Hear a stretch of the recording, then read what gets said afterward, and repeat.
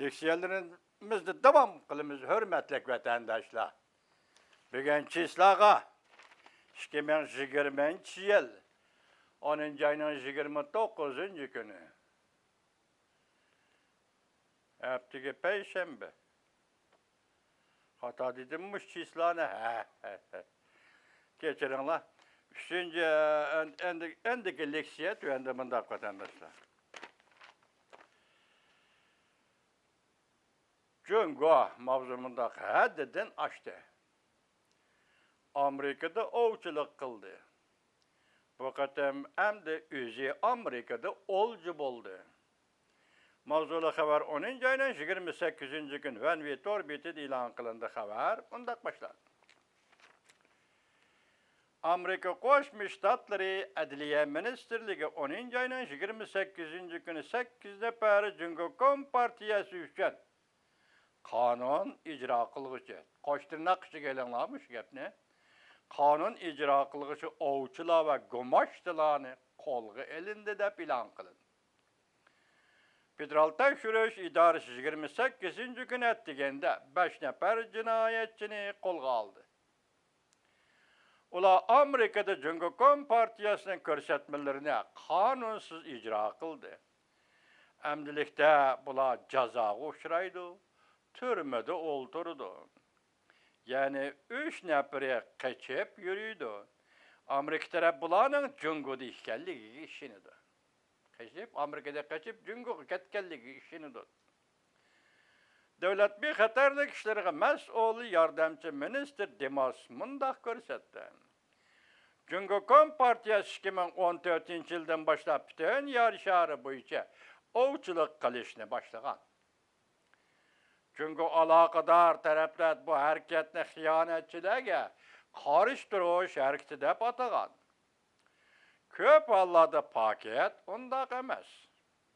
Qo'lga elinadigan kishilar Cungo Kompartiyasının sekreteri Xi Jinping'in siyasi rekabetçileri kolga alattı hem de gayri fikirdekilerini kolga alattı.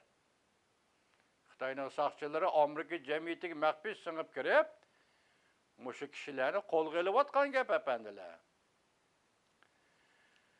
Dimas mundaq ko'rsatdi. Qo'lga olg'uchilar bugun kolga elinde. Bu ovçular, Cungo Kompartiyasının ovçuları ve başkalarının kolga algıcılar bugün kolga elinde. Federal Tekşürüş İdaresi'nin başlığı Christopher Viray mındak görsetti. Cungo Kompartiyası hükümeti Amerika tuprağı da Amerika grejdallarını ve grejdallıkı ütüp boğallarını ve kanunluk olturaklaşkanlarını, Cungo'dan kelip kanunluk olturaklaşkanlarını nazaret kılışka, parakende kılışka ve olağa tehdit selişka başladı. Tehdit selişka petingan idi. Bu kişiler şu Cungo'nun casusları değil.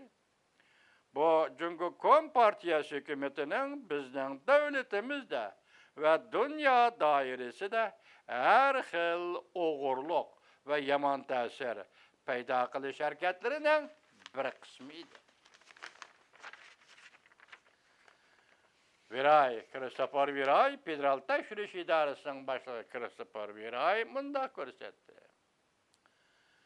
Federal Tekşürüş İdaresi her qanday usullar bilen tekşürüp Cungo hükümetinin Amerika tuprağıda Amerika'nın erkinliğine karşı ve kişilik hukuk ve kanun bilen başkuruş gayelerine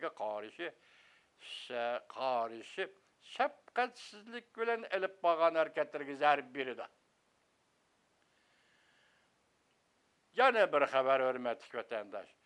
Cungo Tayvan'da uruş, Cungo Tayvan del uruş haleti kırdı mı?